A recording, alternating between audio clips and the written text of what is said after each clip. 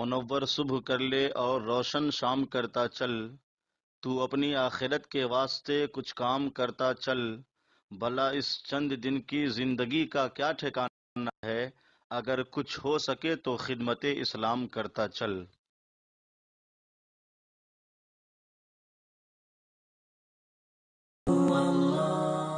سورہ آل عمران آیت نمبر 149۔ سورہ آل عمران کا 16واں رکوع اور چوتھے پارے کا 7واں رکوع۔ اللہ رب العالمین نے ارشاد فرمایا، یا ایھا الذین آمنوا، اے ایمان والوں، ان تطیعوا الذین کفروا، اگر تم کافروں کے کہے پر چلے، تم نے کافروں کی باتوں کی پیروی کی، یردوکم علی اعقابکم، تو وہ تمہیں الٹے پاؤں لوٹا دیں گے، فتنقلبوا خاسرین، پھر نقصان اٹھا کر تم پلٹ جاؤ گے۔ یہاں کافروں سے مراد تمام کافر ہیں، یہودی، عیسائی، منافق، مشرک، سب لوگوں کی باتوں سے اور ان کے کہنے سے ہمیں اپنے آپ کو دور رکھنا ہے۔ جو ان کی کہی ہوئی باتیں ہیں اس پر ہمیں عمل نہیں کرنا، ان کا کہنا نہیں ماننا، ورنہ یہ ہمیں کافر کر دیں گے، ہمیں بے دین بنا دیں گے۔ اس آیت کریمہ سے معلوم ہوا کہ مسلمانوں پر لازم ہے کہ وہ کفار سے علیحدگی اختیار کریں اور ہرگز ان کی رائے اور مشورے پر عمل نہ کریں اور ان کے کہے پر نہ چلیں۔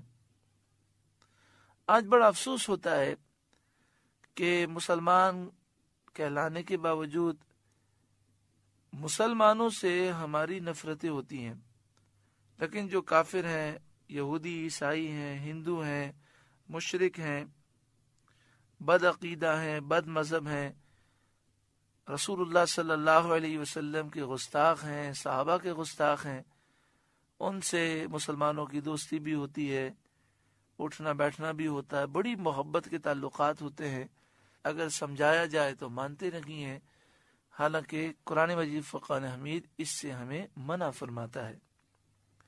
بل اللہ مولاکم، بلکہ اللہ تمہارا مولا ہے، وہو خیر الناصرین، اور وہ سب سے بہتر مددگار ہے۔ یعنی کافروں سے دوستی نہ کرو، ان سے محبت کے تعلقات نہ رکھو۔ اگر تمہارے دل میں یہ خیال آتا ہے کہ پھر ہمارا کیا ہوگا، ہماری مدد کیسے ہوگی، یہ کافر ہمیں کام آتے ہیں، تو فرمایا اللہ تمہارا مددگار ہے، وہ تمہارا مولا ہے، وہ سب سے بہتر مددگار ہے، تو اس کی بات پر عمل کرو، اللہ تعالیٰ تم پر کرم فرمائے گا۔ سنلقی فی قلوب الذین کفروا الرعب بما اشرکوا باللہ، ان قریب ہم کافروں کے دلوں میں رعب ڈالیں گے، بما اشرکوا باللہ، ما لم ينزل به سلطانا، اس وجہ سے کہ انہوں نے اللہ کے برابر ٹھہرایا اس چیز کو جس پر اللہ نے کوئی سند نہیں اتاری، یعنی اپنی مرضی سے انہوں نے غیر اللہ کو اللہ کے برابر ٹھہرا دیا۔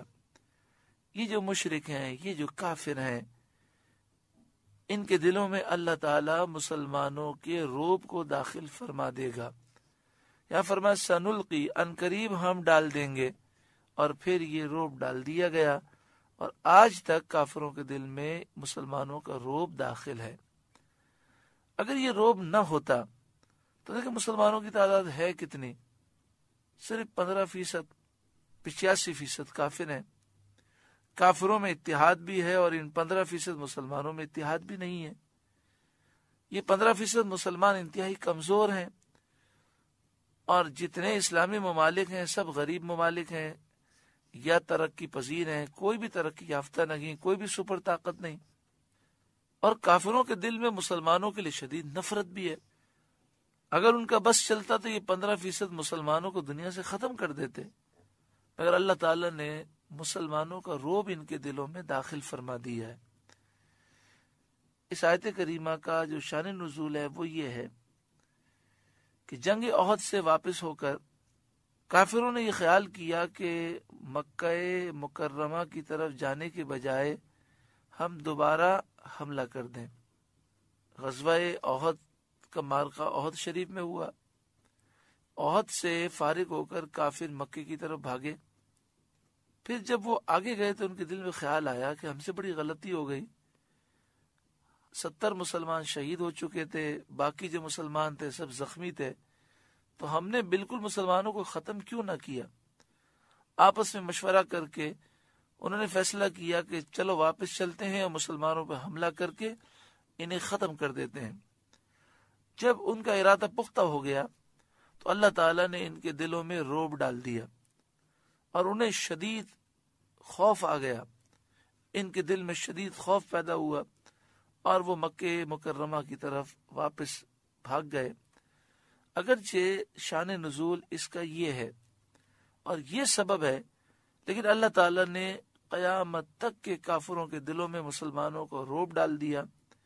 دنیا کے سارے کفار مسلمانوں سے ڈرتے ہیں اور اللہ کے فضل سے دین اسلام تمام دینوں پر غالب ہے۔ وَمَأْوَاهُمُ النَّارُ، اور ان کا ٹھکانہ جہنم ہے۔ وَبِئْسَ مَثْوَى الظَّالِمِينَ، اور کیا برا ٹھکانہ ظالموں کا۔ وَلَقَدْ صَدَقَكُمُ اللَّهُ وَعْدَهُ إِذْ تَحُسُّونَهُمْ بِإِذْنِهِ، اور بے شک اللہ نے تمہیں سچ کر دکھایا اپنا وعدہ جبکہ تم اس کے حکم سے کافروں کو قتل کرتے تھے۔ یعنی میدان احد میں جب جنگ شروع ہوئی تو کافر قتل کیے گئے اور کافر جنگ کا میدان چھوڑ کر شکست کھا کر بھاگے۔ اللہ نے فتح عطا فرمائی۔ حتی اذا فشلتم، یہاں تک کہ جب تم نے بزدلی کی، وَتَنَازَعْتُمْ فِي الْأَمْرِ، اور حکم میں جھگڑا ڈالا۔ نبی اکرم صلی اللہ علیہ وسلم نے 50 تیر اندازوں کو یہ حکم دیا تھا کہ اس پہاڑی درے سے ہٹنا نہیں، تو 10 کھڑے رہے اور 40 ہٹ گئے۔ وَعَصَيْتُمْ مِنْ بَعْدِ مَا أَرَاكُمْ مَا تُحِبُّونَ، اور نافرمانی کی بعد اس کے کہ اللہ تمہیں دکھا چکا تمہاری خوشی کی بات، تمہیں فتح ہو گئی، کافر بھاگنے لگے، تمہاری خوشی کی بات وہ اللہ نے تمہیں دکھا دی۔ اس کے بعد تم نے نبی اکرم صلی اللہ علیہ وآلہ وسلم کے حکم پر عمل نہیں کیا اور 40 افراد نے وہ درہ چھوڑ دیا، اس وجہ سے یہ پریشانی آئی۔ منکم من یرید الدنیا، تم میں کوئی دنیا چاہتا تھا، وہ یہ چاہتا تھا کہ وہ مال غنیمت جمع کر لے۔ ومنکم من یرید الآخرہ، اور تم میں کوئی آخرت چاہتا تھا، وہ 10 افراد تھے جنہوں نے وہاں کھڑے ہو کر پھر کافروں کا مقابلہ کیا، اور وہ حضرت عبداللہ بن جبیر اور ان کے ساتھ جو افراد تھے سب مقابلہ کرتے کرتے شہید ہو گئے۔ ثم صرفکم عنہم لیبتلیکم، پھر تمہارا منہ ان سے پھیر دیا کہ تمہیں آزمائے، تمہیں بہت بڑی مصیبت آ گئی اور تمہیں میدان جنگ چھوڑ کر جانا پڑا۔ وَلَقَدْ عَفَا عَنْكُمْ، اور بے شک اللہ نے تمہیں معاف کر دیا۔ جب اللہ تعالیٰ نے معاف کر دیا تو کسی کو اعتراض کرنے کا کوئی حق حاصل نہیں ہے۔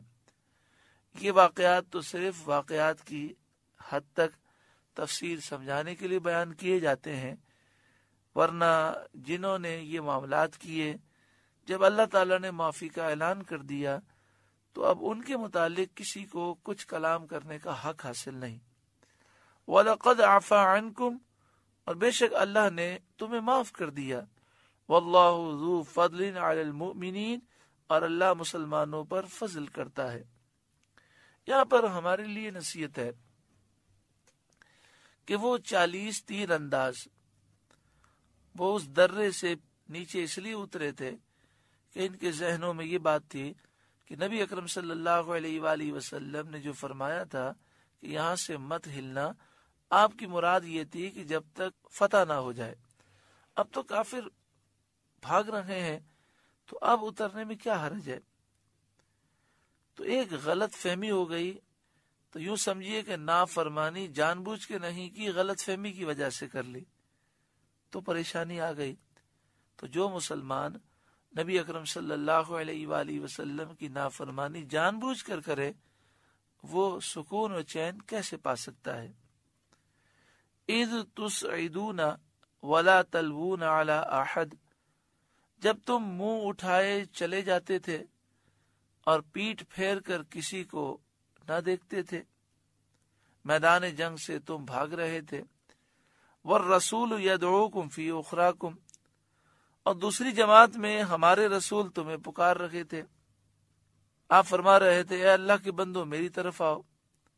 نبی اکرم صلی اللہ علیہ وآلہ وسلم صحابہ کرام کے ساتھ میدان جنگ میں کھڑے تھے، فَأَصَابَكُمْ غَمًّا بِغَمٍّ، تو تمہیں غم کا بدلہ غم دیا، یعنی جب تم نے نبی اکرم صلی اللہ علیہ وآلہ وسلم کے حکم کو نہ مانا تو آپ غمگین ہوئے، تو تم نے ہمارے محبوب کو غم پہنچایا، اس کے بدلے میں ہم نے تمہیں غم میں مبتلا کر دیا۔ غمم بغم، جب کوئی شخص گناہ کرتا ہے تو اس سے محبوب کریم صلی اللہ علیہ وسلم رنجیدہ ہوتے ہیں، اور جو محبوب کو رنج پہنچاتا ہے اس کے دل میں خوشی داخل نہیں ہو سکتی۔ اس لیے اگر بندہ یہ چاہتا ہے کہ سکون پائے تو اسے چاہیے گناہوں سے سچی پکی توبہ کرے۔ مگر یہاں پر پھر وضاحت سماعت فرما لیں کہ یہ سارے معاملات ہماری تعلیم کے لیے ہیں۔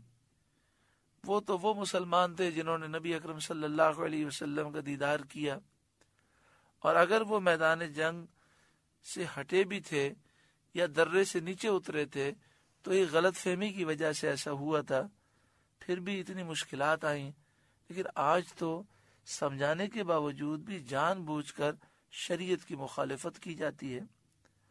لِكَيْ لَا تَحْسَنُوا عَلَى مَا فَاتَكُمْ، اور معافی اس لیے سنائی کہ جو ہاتھ سے گیا، جو نقصان ہوا اس پر افسوس نہ ہو، وَلَا مَا أَصَابَكُمْ، اور جو مصیبت تم پر پہنچی اس پر تم رنج نہ کرو، یعنی پریشانی آئی یہ تمہاری نصیحت کے لیے تھی۔ اس کے بعد معافی کا اعلان اس لیے سنا دیا کہ جو تمہیں نقصان ہوا، جو تم پر مصیبت پڑی اس کا غم تمہیں نہ ہو۔ واللہ خبیر بما تعملون، اور اللہ کو تمہارے کاموں کی خبر ہے۔ ثم انزل علیکم من بعد الغم،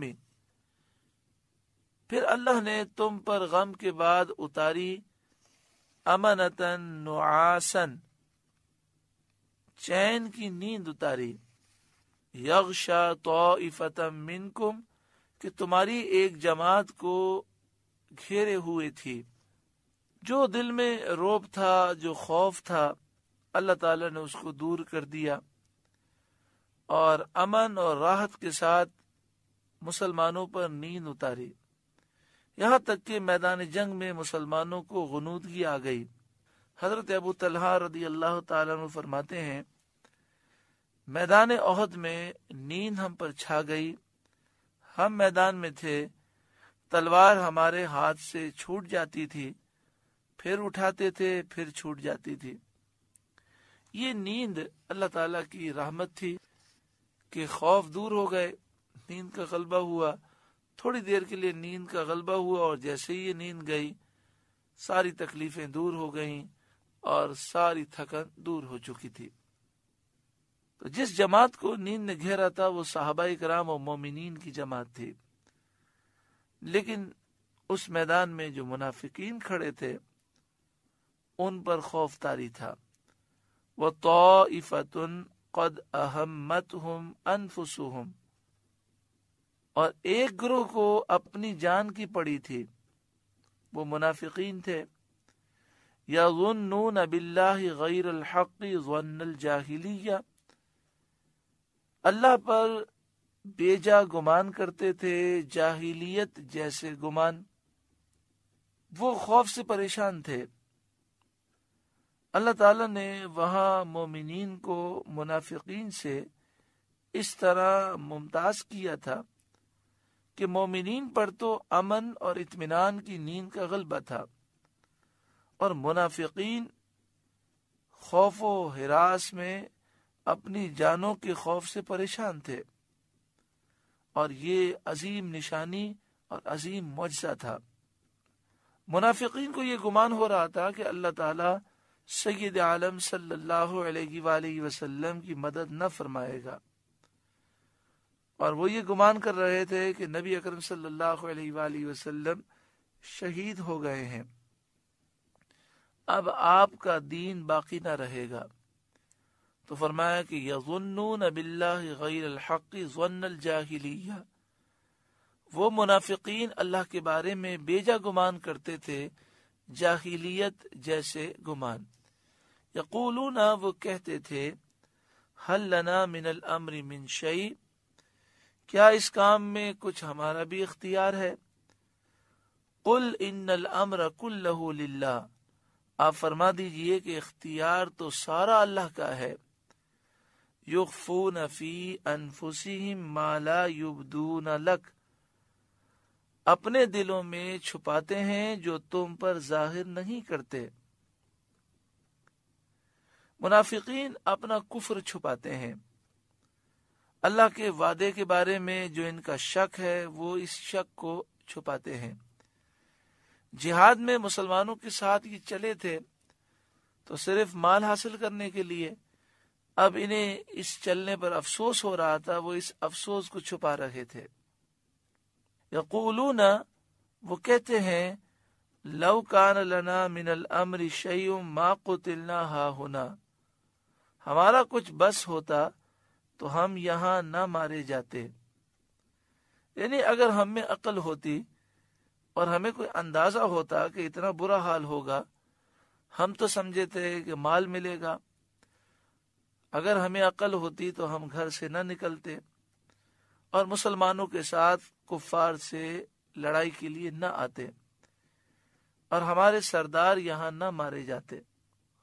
قل، اے محبوب آپ فرمائیے، لو کنتم فی بیوتکم لبرز الذین کتب علیہم القتل الی مضاجعہم، اے محبوب آپ فرمائیے کہ اگر تم اپنے گھروں میں ہوتے جب بھی جن کا مارا جانا لکھا جا چکا تھا، اپنی قتل گاہوں تک نکل کر آتے۔ یعنی اے منافقوں، اگر تم اپنے گھروں میں چھپ بھی جاتے تو جس کی موت لکھی تھی تو جہاں لکھی تھی وہ وہاں نکل کر آ جاتا، کوئی نہ کوئی سبب بن جاتا، تو گھروں میں بیٹھ رہنے سے کوئی فائدہ حاصل تمہیں نہ ہوتا۔ وَلِيَبْتَلِيَ اللَّهُ مَا فِي صُدُورِكُمْ وَلِيُمَحِّصَ مَا فِي قُلُوبِكُمْ، اور یہ معاملات اس لیے ہوئے کہ اللہ تمہارے سینوں کی بات آزمائے، اور جو کچھ تمہارے دلوں میں ہے اللہ تعالیٰ اسے کھول دے۔ یعنی تمہارے دلوں میں اخلاص ہے، جو نفاق ہے اللہ تعالیٰ لوگوں پر ظاہر کر دے۔ واللہ علیم بذات الصدور، اور اللہ دلوں کی بات جانتا ہے، اس سے کوئی چیز پوشیدہ نہیں۔